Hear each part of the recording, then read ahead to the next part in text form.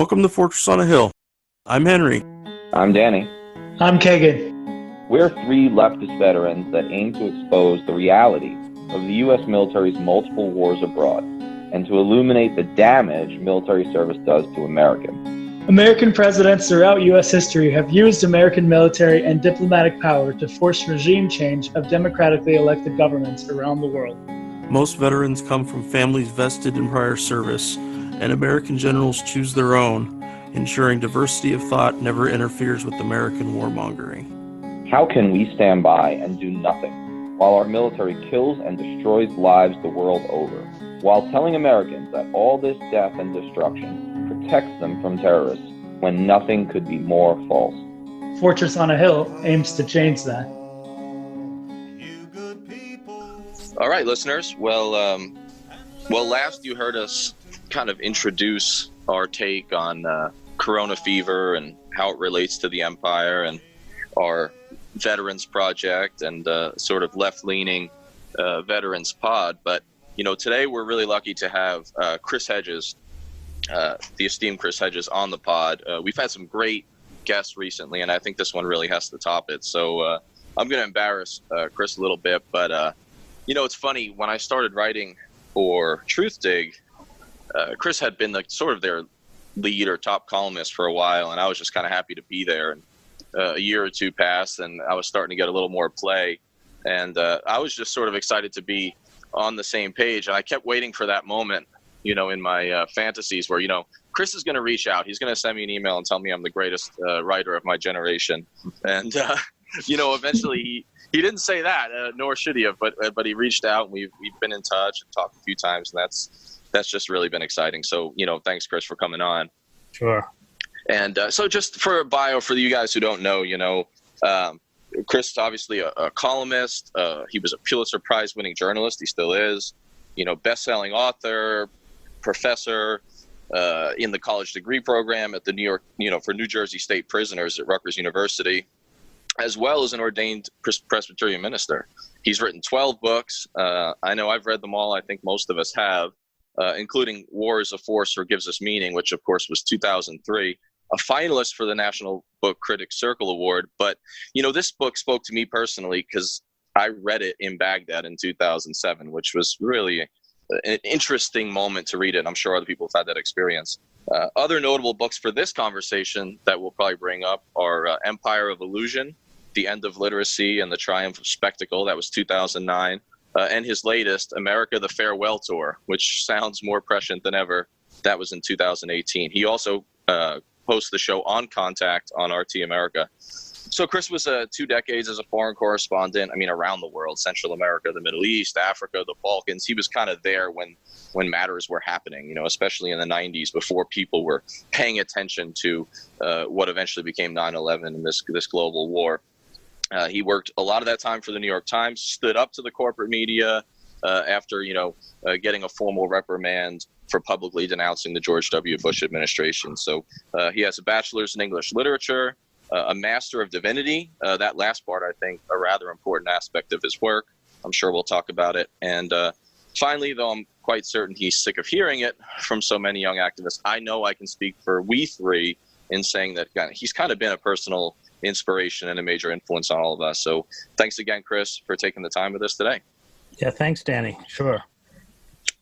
Well, Chris, predictions, or maybe perhaps more accurately, diagnoses of the American political cultural disease has, it seems at least, been kind of your stock in trade in some recent books.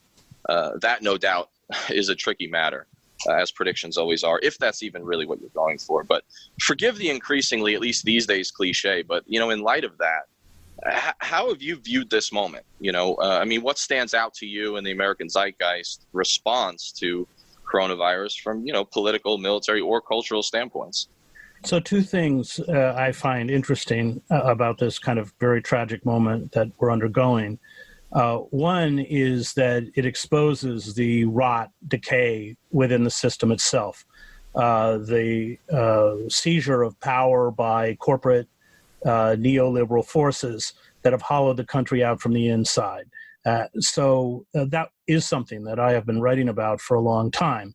The appalling lack of hospital beds, the lack of preparedness, because of course it's not efficient to stockpile ventilators or protective equipment for medical workers in anticipation of a crisis. The irony is that this is what the military, when it functions, does really well. It prepares for the worst that might come. But we didn't do that as a country. Corporations don't make money off of that.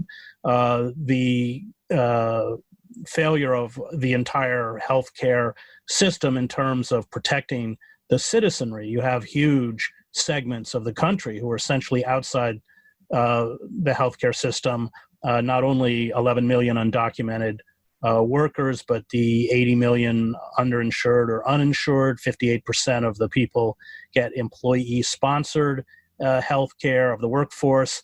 They've all lost their jobs. Where do they go? You are seeing, because of the craven subservience on the part of elected officials towards corporate power, the passage of a so-called stimulus bill where we're bailing out airlines. We know what they're going to do with this money because we watched them do it in 2008. They give themselves bonuses, they buy back their own stocks, and they lay off the workforce. So these were all issues that I have been writing about, not only in terms of the economic and political decay, but the cultural decay. You mentioned Empire of Illusion, the end of literacy, and the triumph of spectacle, which is why we have a reality show television host as president. The inability to discern the difference between fact and fiction, because of course his persona on The Apprentice was a fictional persona. It was created for a television audience. And the rise of a huge segment of the population trapped in magical thinking, the Christian right. I also wrote a book on them, American Fascists, the Christian Right in the War in America. You have megachurch pastors still holding services.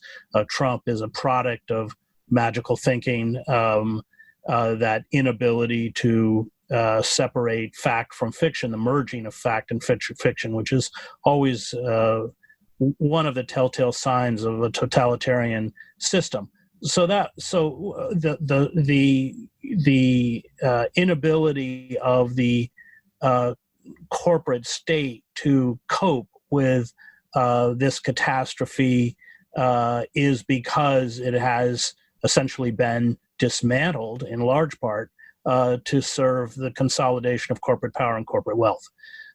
So that I have been written about. It's always fascinating to watch how history plays out. I didn't predict the Occupy movement. In fact, I learned quite a bit from it.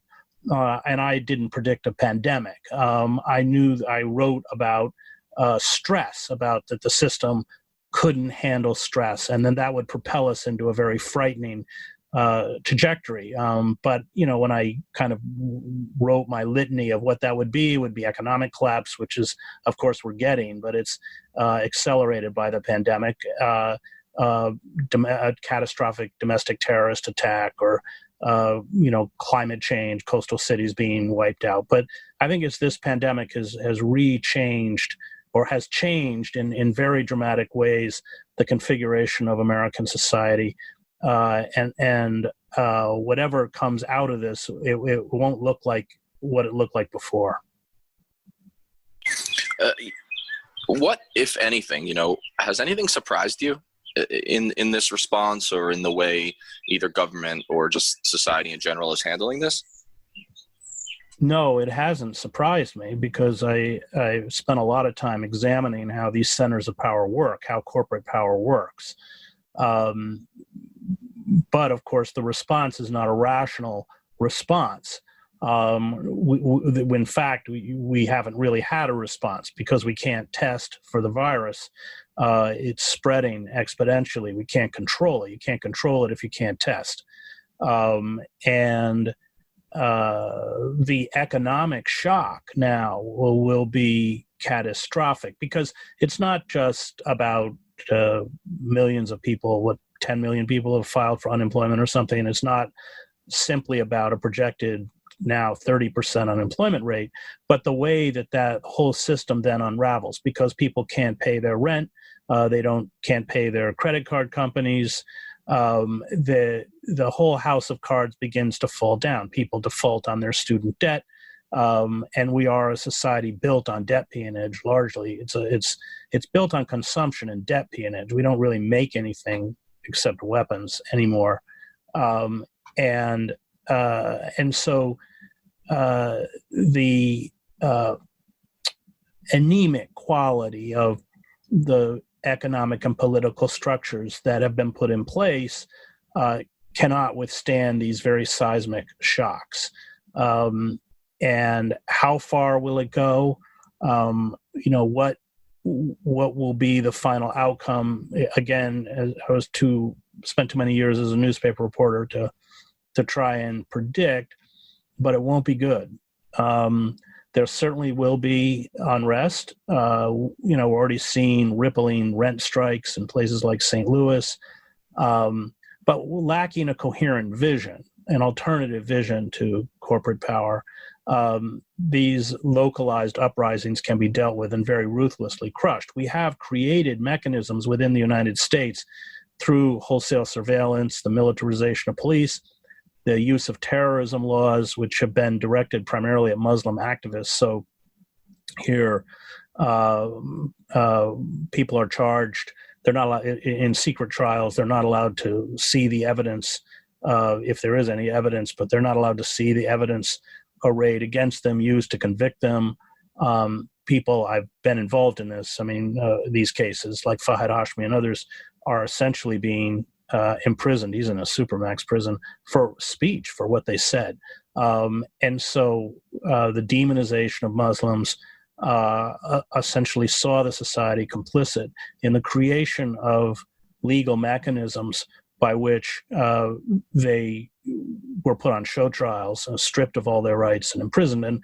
And within marginal communities, deindustrialized communities where mostly poor people of color live, in these urban pockets, the militarization of police has been accompanied by the right of police, in essence, to revoke habeas corpus and due process, and kick down doors at 2 a.m. with carrying long-barreled weapons and Kevlar vests for nonviolent drug warrants.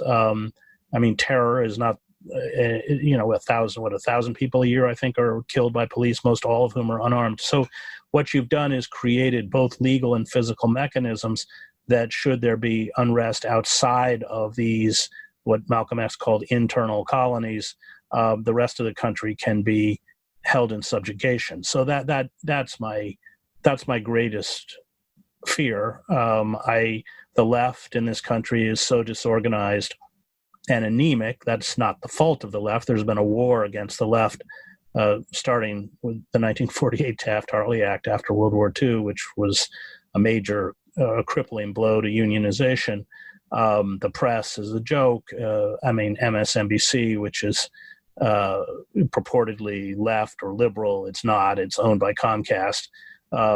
It's just inclusive corporate capitalism, as opposed to Fox News, which is racist corporate capitalism, but it doesn't confront the structures of power in any meaningful way. So, all of the mechanisms by which a public is informed and empowered, with the kind of system of legalized bribery that allows corporations to fund candidates. The specter of Joe Biden, is really Joe Biden the best that the Democratic Party can come up with? But of course, he was anointed and chosen by the corporate donors. It's fascinating. The last column I wrote for TruthDig before I got fired was on, the one choice election, which is who's going to manage corporate power. They always tell us, the masses, that or the Democratic, those people who veer towards the Democratic Party, that it's the least worst.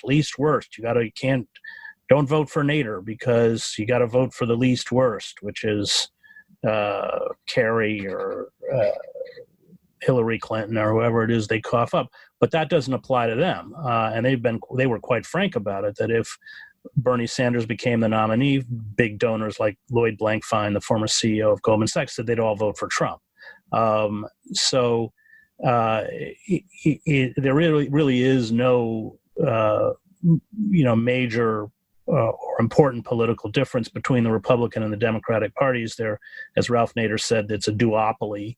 One comes with a more tolerant attitude, but on all of the major issues, imperialism, the surveillance state, trade agreements, there is no difference. There's complete unanimity, and I think that's dangerous because the whole ideological basis of neoliberalism has lost all of its credibility. That's what empowered Trump. People are angry and have every right to be angry at the elites.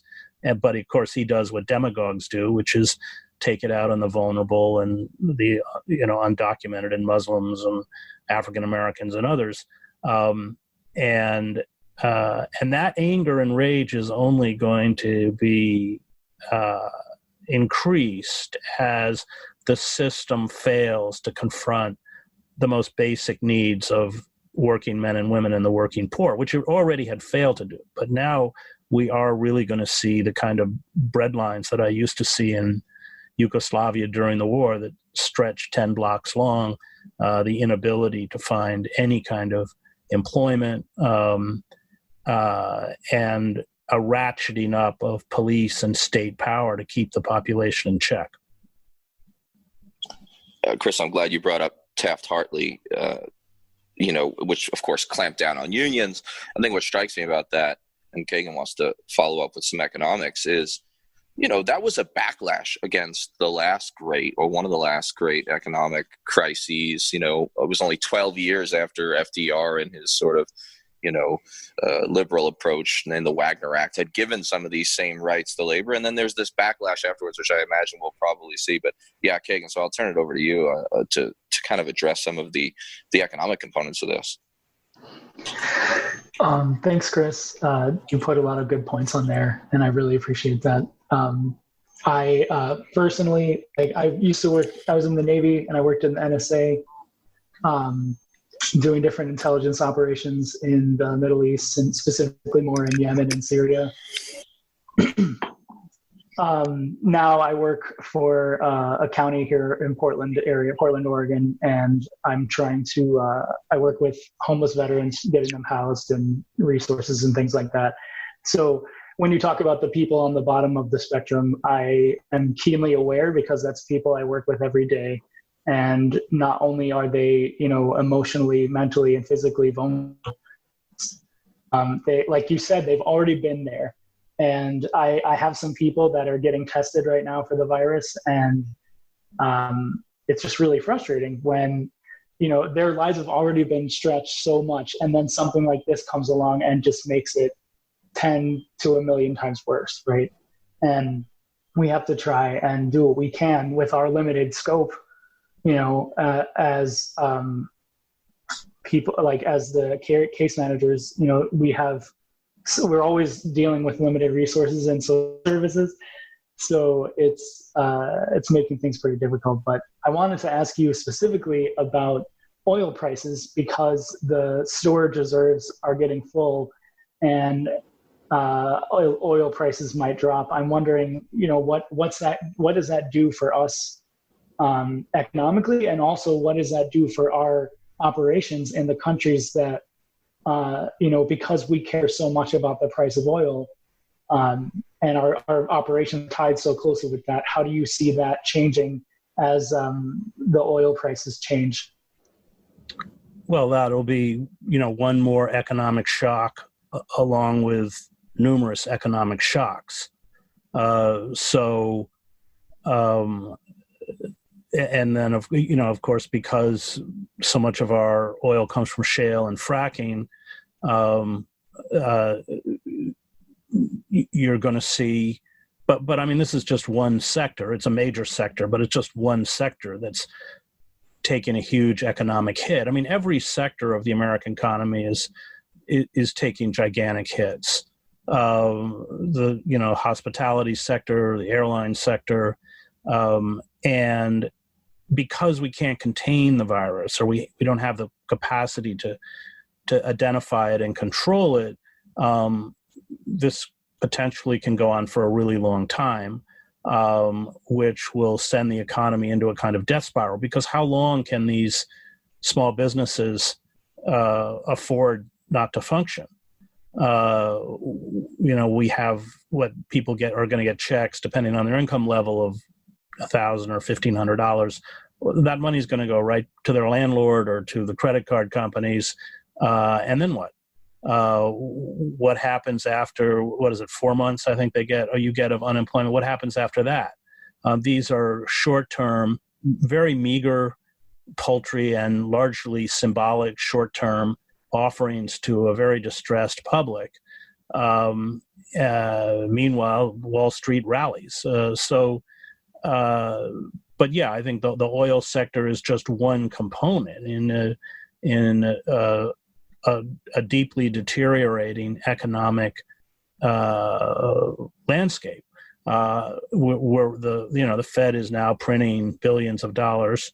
Of course, the death blow to the American economy is when the dollar is no longer the world's reserves currency. Then its value will plummet. We know what it's going to look like because in the 1950s, up until the 1950s, the British pound sterling was the world's reserves currency, and that changed. The dollar became the world's reserve currency in the 50s, and the British economy went into a nosedive.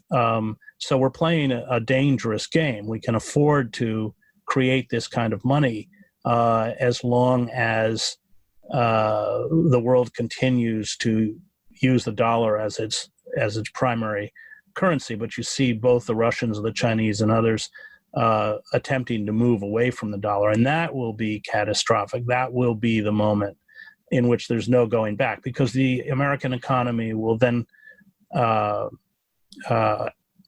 essentially constrict to such an extent that it can't afford to maintain its empire.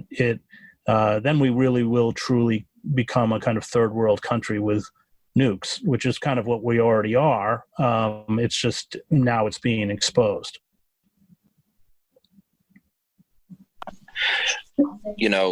It's long been the case, of course, but it's increasingly clear that economics, as you've mentioned, is inextricably linked with the American empire. And so kind of what I want to address next is, one of my favorite books of yours was Empire of Illusion, which I even forced my ex-wife to read. So you may have that breakup at least partly on your conscience. But, the title to the casual reader, maybe it's misleading to them, as you largely are actually talking about the gap between reality and illusion in the book in the cultural realm as much as anything. However, reading it, I got the sense that the thesis applies quite well to American empire in the more standard sense, something that we talk a lot about here. So to what degree and what things specifically do you think the events of the last few months have exposed about the nature and mechanics of empire, of this American empire, this third world country with nukes? Right. So, of course, what we've done is use our resources to fund these futile and endless wars in the Middle East. Nobody knows the exact amount, but $5 to $7 trillion at least.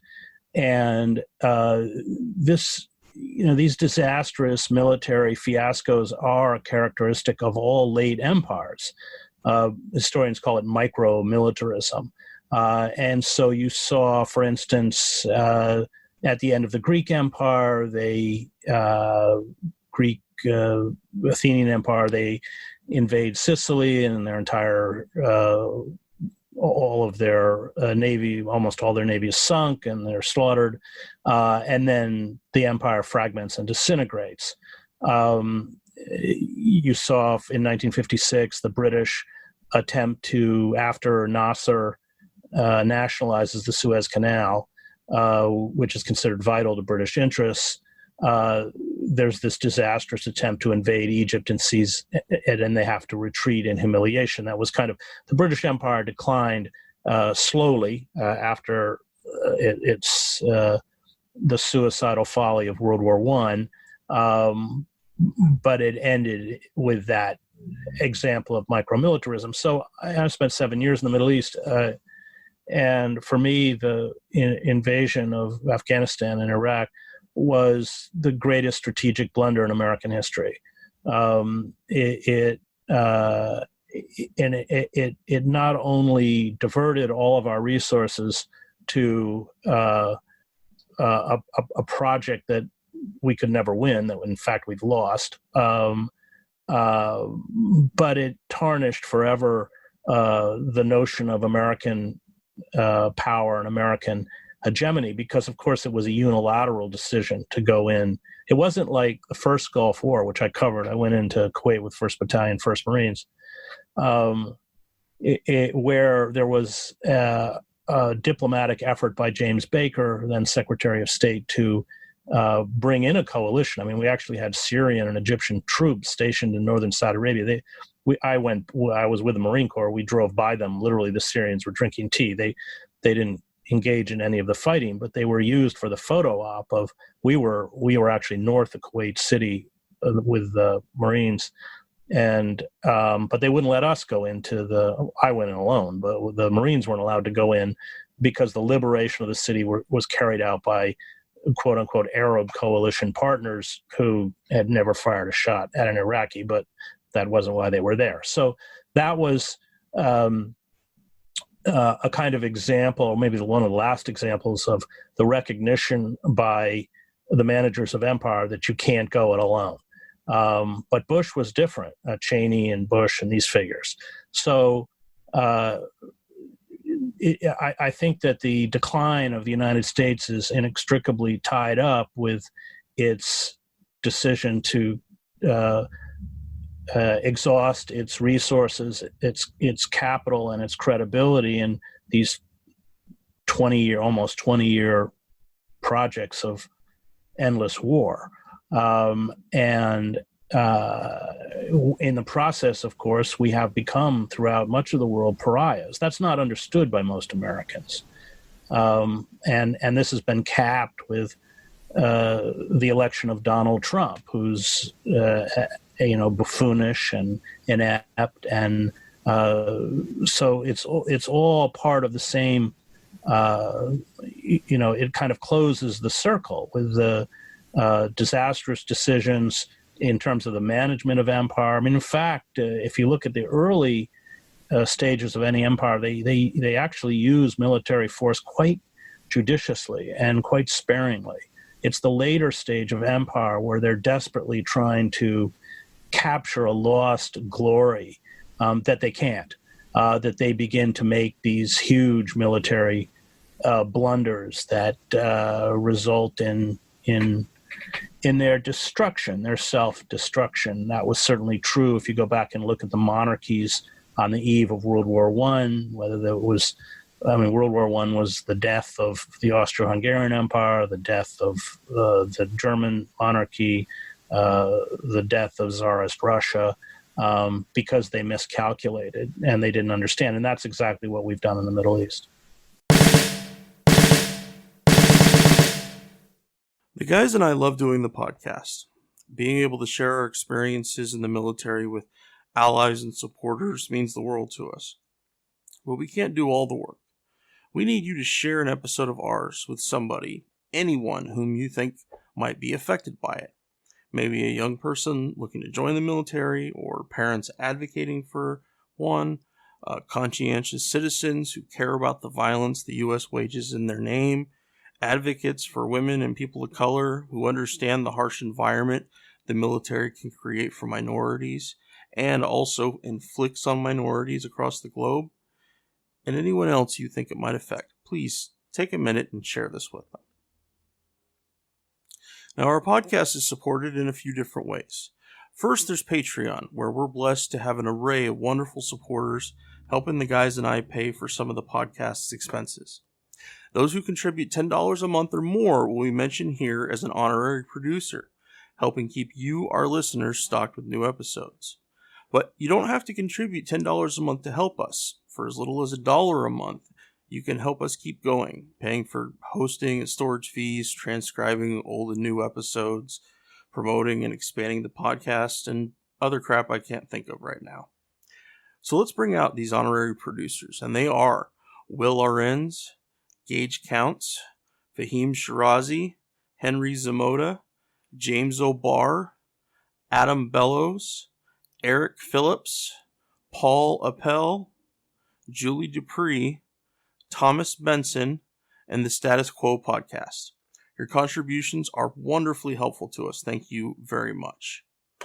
However, if Patreon isn't your style, you can contribute directly to us through PayPal at paypal.me/Fortress on a Hill.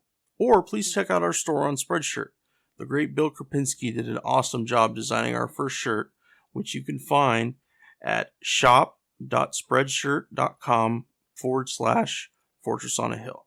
Check for promo codes before you order. And now, let's get back to the podcast.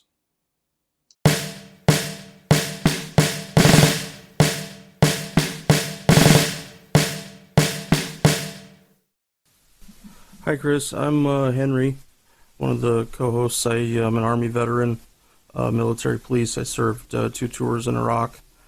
I wanted to ask you about the strategy and tactics of protesting. You've spoken a lot about certain groups' tactics, discussing how Antifa's use of violence just furthers the other side's argument more than helping their own, along with criticism of the Weather Underground's promotion and use of violence during anti-war protests for the Vietnam War. My question is that if you were writing a manual for protesting, what kind of strategy or tactics would you pursue? I recall hearing a speech of yours where you mentioned buying a bunch of junk cars and using them kind of as a means of protest. Obstruction, nonviolent resistance to muck up the system so it doesn't work. So what you're referring to is, I was with a bunch of activists in Boston, and they're running one of these huge pipelines right through one of these outer neighborhoods of Boston, and they had tried everything, meeting with their elected representatives, petitions, publicity of the environmental danger and health danger of doing this, and not to mention the fact that we need to end our reliance on fossil fuels, and nothing had worked. And I said, well, what you need to do is buy a bunch of old cars and drive them into where the construction is going to take place and take the batteries out and block the road. So any kind of activity that begins to hamper, this is why I was at Standing Rock, the assault by these forces against the ecosystem that essentially carry out this process of ecocide. I was around a lot of violence. I spent 5 years in the war in El Salvador. I was in Gaza. I covered the civil war in Algeria, the Sudan. As I mentioned, went into Kuwait in the first Gulf War. Spent a lot of time with the Kurds. Was then 3 years covering the war in the former Yugoslavia. And I'm not a pacifist, although I don't think that even in a quote-unquote just cause, when you use violence, it protects you from the poison that violence is. I've seen what it does to people, including my own family members. My uncle fought in the South Pacific in World War II and came back a physical and emotional wreck, drank himself to death. But violence just within the confines of, just from logistical point of view, if you study how violence works, let's take the Algerian War of Independence. The only way the Algerians were able to mount a concerted armed campaign was because they had Tunisia. They had a bordering country that they could use to bring in weapons. This was true when I covered the war in El Salvador. They needed Nicaragua as a kind of conduit in order to bring in arms supplies. They trained, and you can't attempt to carry out a civil war unless you have a bordering country that essentially acts as your surrogate. That it just doesn't work. The whole idea that people can mount armed resistance within the heart of empire is just logistically untenable. I also, because I've covered all the revolutions in Eastern Europe, East Germany, Czechoslovakia, Romania, the two Palestinian uprisings, the intifadas, the street demonstrations that brought down Milosevic, I'm aware that that no revolutionary movement succeeds until a significant sector of the foot soldiers of the ruling apparatus, that's the police and the military, essentially defect or refuse to protect the regime. That was certainly what happened in Eastern Europe when Honecker, the communist dictator in East Germany, wanted to crush the protests in Leipzig, which was the epicenter of the East German uprising. He sent down an elite paratroop division. And when they got there, because all of the communist officials had their children and relatives in the streets of Leipzig, they refused to deploy it. Honecker was out of power within a week. The same thing happened in the Russian Revolution. For all of the violence, largely anarchist violence that took place, which, by the way, Lenin, who I am willing to concede was utterly amoral, but Lenin was vehemently opposed to it. It was only when the divisions in Petrograd defected that essentially all was lost. And it's interesting there, the police didn't defect. So you had soldiers firing on the police who were universally hated in Tsarist Russia. So, and that was true in the Iranian Revolution. It was after the Shah fled the country, and then the head of the armed forces said they wouldn't use force to defend the regime. And so, in essence, and you go back to the French Revolution, it was also the same.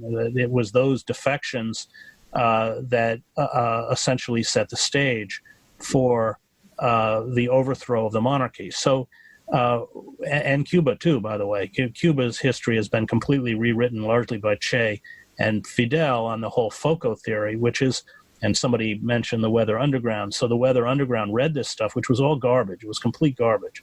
The idea that you build an armed FOCO and then the country, this creates an uprising. And it was the national strikes in Cuba that brought down the government, and Fidel and the Barbudos had to climb into their trucks and spend 3 or 4 days racing to Havana. Now, they had the guns, and so they could take power, which is exactly what Lenin and the Bolsheviks did. But the revolutions do not happen.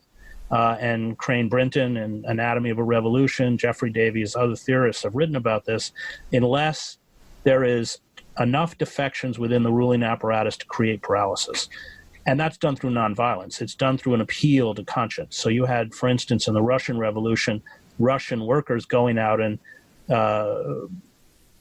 fraternizing with the Cossacks and with soldiers. And because of World War I, every village had sons or husbands or fathers in the army.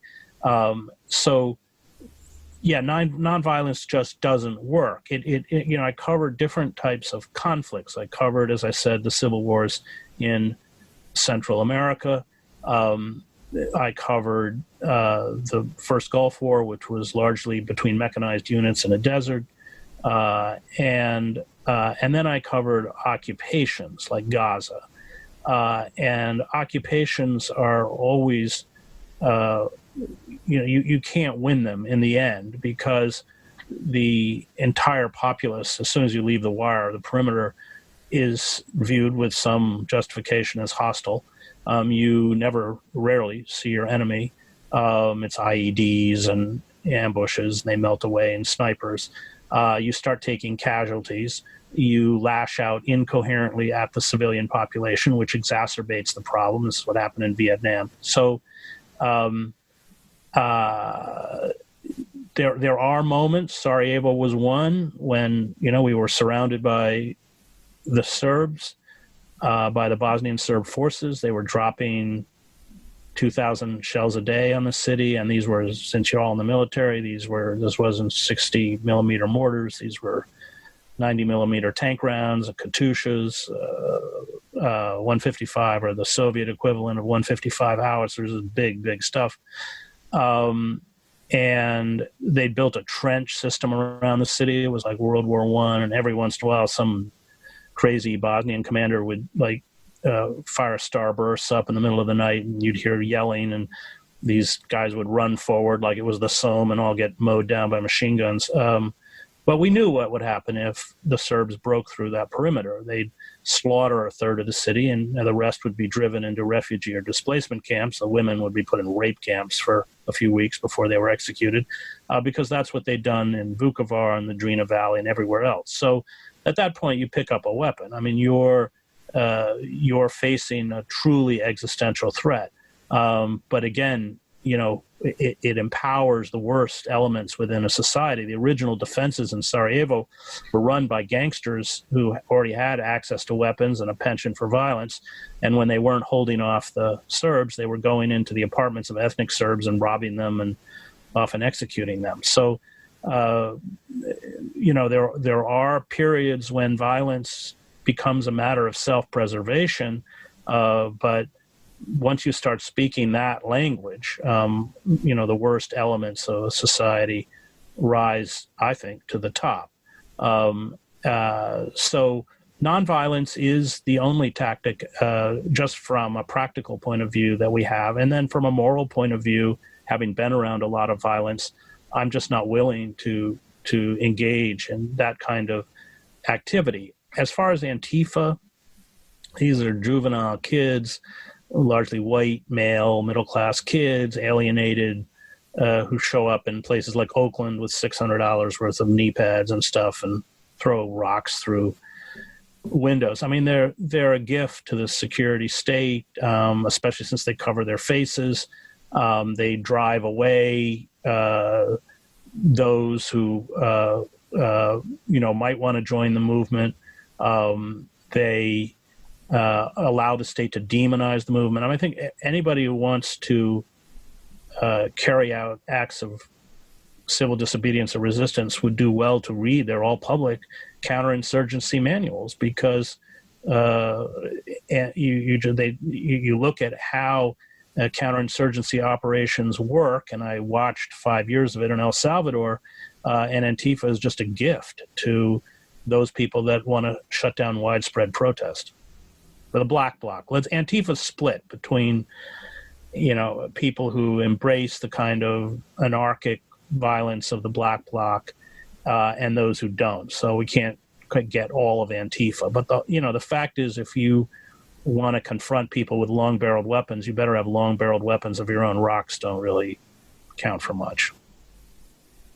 Kind of going along in that vein, I'm a pretty big fan of Gene Sharp, so I totally agree with what you're saying. Nonviolence, is really the only way to get people to focus on the violence of the state, for sure. And so, going along with that, a lot of nonviolence, I mean, it doesn't always require big movements of people, but in a lot of ways it does. And since we can't congregate in really big groups of people right now, how can we, how can we do this? How can we organize and do all that stuff while we're social distancing? Because that seems to make it really hard. So we're going to have all sorts of de facto strikes because people don't have money. So pretty soon people aren't going to be paying. I mean, what's going to happen? Of course, we privatized all our utilities. Are they going to shut everyone's water off? Are they going to shut everyone's electricity off? I mean, they're that heartless and callous and greedy. They might, and that's stupid. What's going to happen to all the renters who can't pay their rent? What's going to happen to the big banks that own the student debt? What's going to happen to the credit card companies? So that is going to be a de facto form of resistance, even for people who aren't even conscious of resisting. That's the next step. And that's going to drive the state nuts. They may try more bailouts, but I've lived through hyperinflation in Argentina, Nicaragua, and Yugoslavia. And that once you have hyperinflation, which means your money is largely worthless. I mean, we're in Nicaragua. I remember carried around, also true in Argentina, paper bags full of money that, to buy a loaf of bread or something. That is all the credibility of the state instantly evaporates. And I'm not an economist, so I'm not going to tell you that's where we're headed. But if that happens, if they just keep printing money, they're certainly flirting with hyperinflation. And if hyperinflation happens, then then you get into a kind of Weimar situation, where the ruling elites, which don't have much credibility, by the way, anyway, are just pushed aside. And often what comes next is really ugly. That's what happened in fascist Germany or Italy. People say we were saved by Roosevelt. No, we were saved by the Communist Party, which has kind of been written out of American history, the Progressive Party, the militant unions like the CIO, and Roosevelt, in his private correspondence, which I've read to his brother, published after his death, he used the word revolution. He said, if we don't respond, there will be a revolution. And Roosevelt supposedly said that his greatest achievement was that he saved capitalism, which is right. But we don't have a Roosevelt now. We have a Donald Trump and a Joe Biden who wants to, I hear, put Jamie Dimon in as the Treasury Secretary. So we're in deep, deep trouble. And the capitalists, corporate capitalist class, which not only destroyed the radical movements that put pressure on the liberal class. I mean, the best writer when I wrote my book, Death of the Liberal Class, I told Noam Chomsky, I probably should have put you down as a co-author, because everything I've learned about the nature of liberal institutions and how they function comes from Chomsky.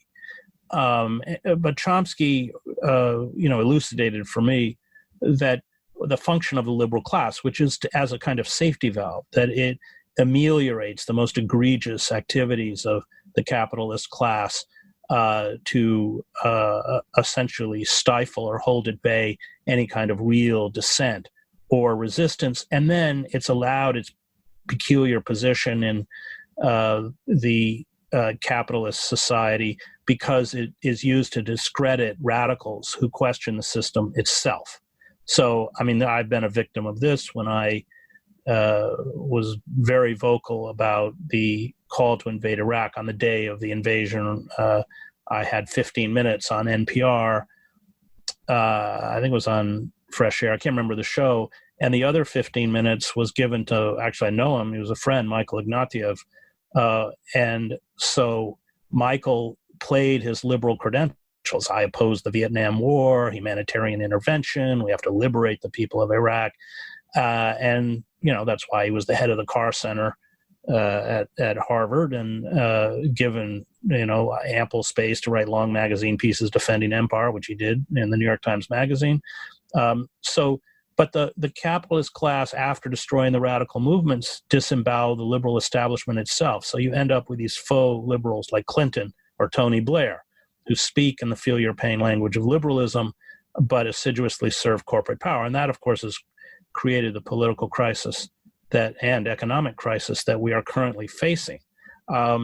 So hyperinflation would definitely be the death blow. Then it's all over. Then none of the ruling elites, no matter what their political position is,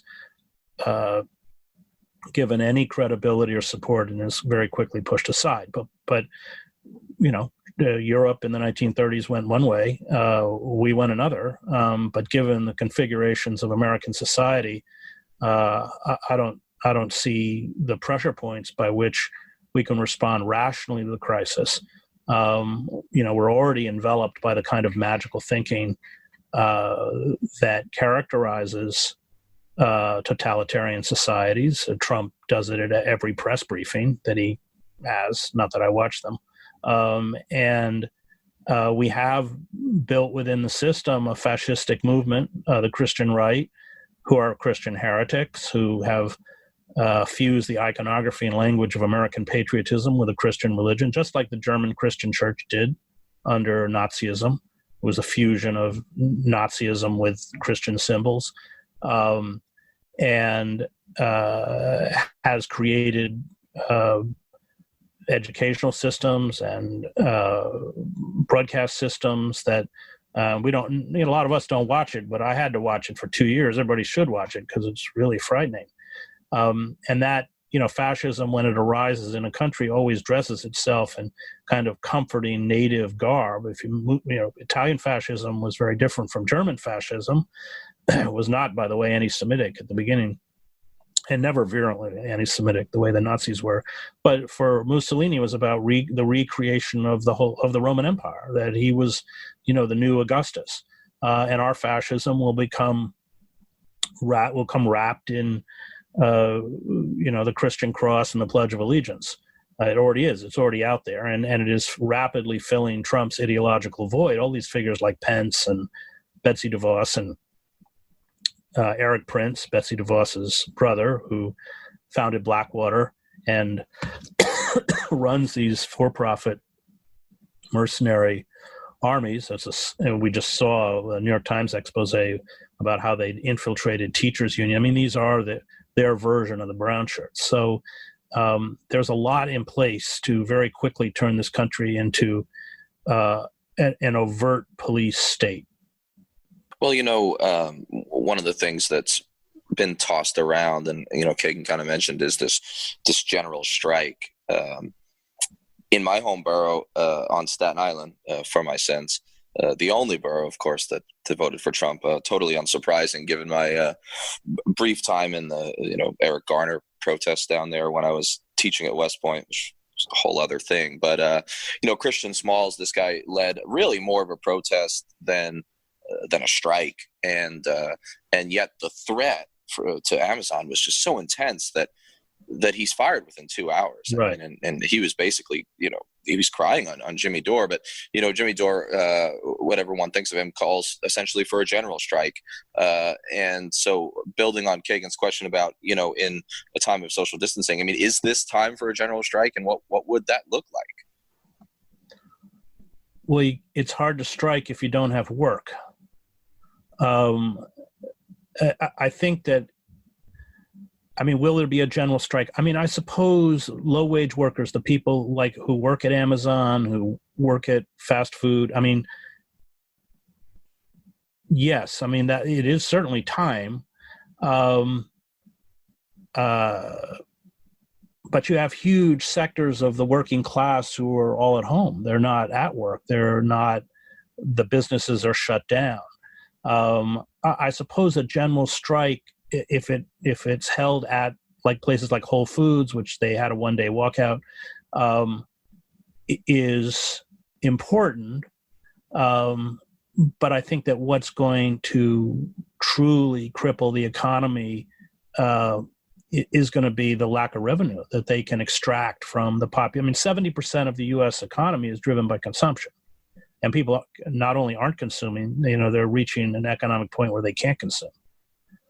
And that becomes a kind of, again, a de facto strike. But I other than those kind of low-wage workers who are delivering our packages and cooking and carrying it out, I think that if I think those strikes will tend to be more localized. For instance, Whole Foods, if they want to, they can finally deal with it. But I think given the significant percentage of the American working class that just isn't going to have work, it's going to take more than a general strike to bring these people down. Yeah, that's a great point. One of the things that has struck me is, the degree of leverage that, for all the mismatch, the degree of leverage that demand in itself, consumption and demand, provides the working class or just the masses. But, we've taken a bunch of your time, so I just want to pivot to probably one last thing. And it involves your background to a certain extent. You came out of divinity school. Empathy and ethical sense really do seem to permeate all of your work. Here at Fortress on a Hill, we discuss broad issues, but tend to focus on the warfare state, the empire. As to ethics this morning, brutal plug, but this morning at antiwar.com, I essentially declared war on half of my former institution, quite frankly, friends, some of whom I imagine I may lose. The surface topic was the firing of Captain Crozier, but really what I'm arguing is that the time for polite fiction of, intellectual and moral equivalency on these matters of war and peace and broader really ought to be behind us. So I'm thinking specifically of, America's escalatory war in Iraq, or the calls for it from Pompeo and Esper, both Class of 86, of course, West Point, and the broader Middle East, as well as like the crippling sanctions regime that seems to be tightening. So I guess what I want to ask is, what do you see as the ethical implications of the Pentagon and other power structures' response to this, what I would call COVID opportunism? Well, it's interesting. I mean, having been with a combat unit, and a good combat unit, 1st Battalion, 1st Marines, both the CO, the XO, and the Sergeant Major were all Vietnam vets. This was in the first Gulf War. I saw good leadership. I mean, this Colonel Fallon, Lieutenant Colonel Fallon, he was a great commander. And because I learned very early on covering war that the higher up you go in the structure of the military, the more bullshit you were fed, because the more careerists they were, till you got to generals who are very good at doing what they were told, but not very good at thinking. So I spent most of my time with privates and lance corporals and sergeants. And I remember Fallon asking me, I liked him quite a bit, and asking me, because I was, spent a lot of time with his grunts, what they thought of him. And I said, well, Colonel Fallon, they hate officers, but they all say Colonel Fallon cares about his men. And he teared up and he said, that's all I care about. And then when we were in Kuwait, I actually went on to Basra for the Shiite uprising by myself, and then was taken prisoner by the Iraqi Republican Guard. But we had the stay platoon, the sniper and surveillance squad that went over first, and they got very badly shot up. We had 7 wounded, 1 quite seriously. And then when the division came over, the Iraqis threw down their weapons and didn't want to fight. But when I said goodbye to him, I told him, I said, you are like Crozier. You care about your men, and women, in the case of Crozier. And that is the essence of a good leader, whether it's in the military or anywhere else. And Fallon said to me, I'm taking all my men home. And again, a tear rolled down his face. And so I did find the Crozier thing kind of interesting, because here was an example of leadership of, and a lot of officers don't care about their men or women. They'll send them out to some firefight, which is unnecessary and gets people harmed, so they can have a tailor rush in and sew a combat infantry badge on their uniform. And they're quite willing to sacrifice their men or women for their own advancement, like anywhere else. And the military is not immune to that. So Petraeus would be a good example of that. So that I did find that thing about Crozier interesting, because it was an example of the military punishing what is good leadership. And what is vital, especially once you go into combat. People, they want to know that that you actually do care, and they know. Yeah, I mean, in terms of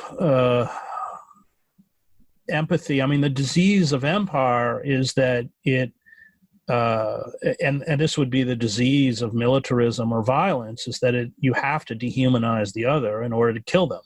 And so built into any kind of nationalist rhetoric is always, our nationalism itself is really colored by racism.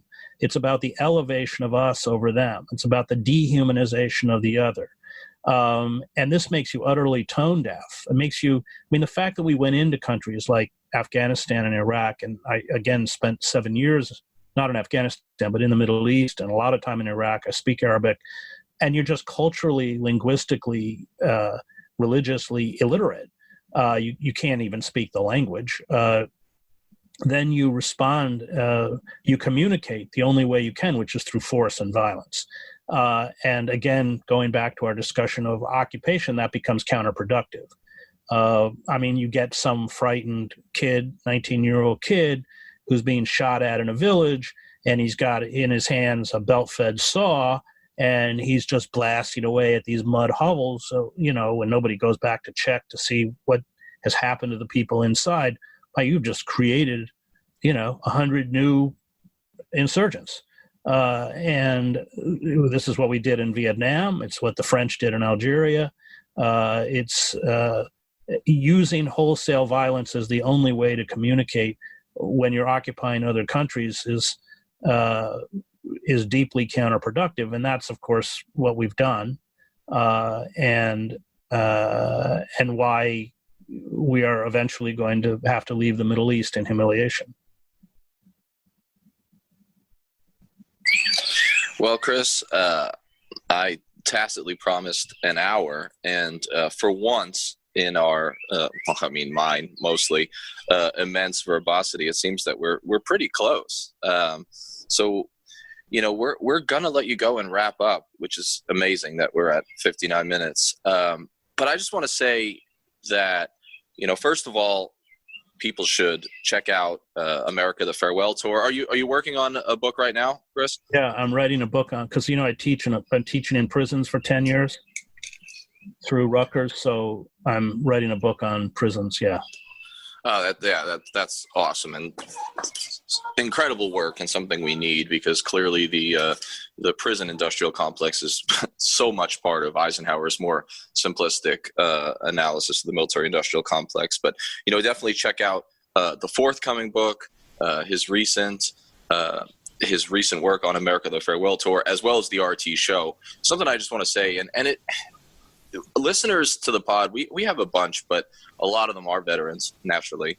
And credibility of experience, it really shouldn't be necessary, but it just shines through with you. I mean, even just the little things like, using the acronym SAW for machine guns and understanding the difference between a 60 millimeter small bang and a 155 large bang. I mean, it's just going to shine through, which means a lot to folks who are listening, and demonstrates that the value of journalism and analysis to the military structure, and it's so easily dismissed. But your modesty may not countenance this particularly well. But the fellas and I were talking on our last pod, which will release probably today or tomorrow, and just the other day, about how Noam Chomsky, who you mentioned, although he's as lucid and poignant as ever, amazingly well into his 90s, can't possibly, God forbid, stick around forever. And just given the quality of your work and your connections with folks like Cornel West, we all agreed, and I think it's safe to say that you, along with precious few others,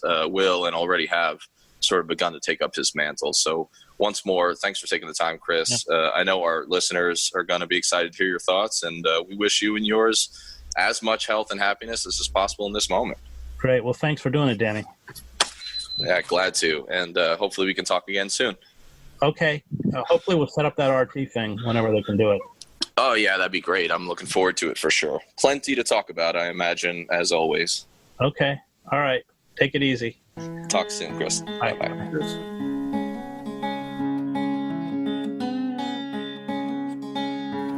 We're on Twitter at Fortress on a Hill, and also at Facebook.com at Fortress on a Hill. You can find our main blog page and our full collection of episodes at www.fortressonahill.com. iTunes, Stitcher, Google Podcasts, Patreon, Spotify. You name it, almost anywhere you listen, we're already waiting for you. And hey, we're always in the market for more Patreon supporters. Please consider becoming a patron at patreon.com. And if you're not into giving us a monthly payment, think about giving us a couple bucks on PayPal. The link is in the show notes. Skepticism is one's best armor. Never forget it. We'll see you next time. And listen to my song. I hope you'll pay attention. I will not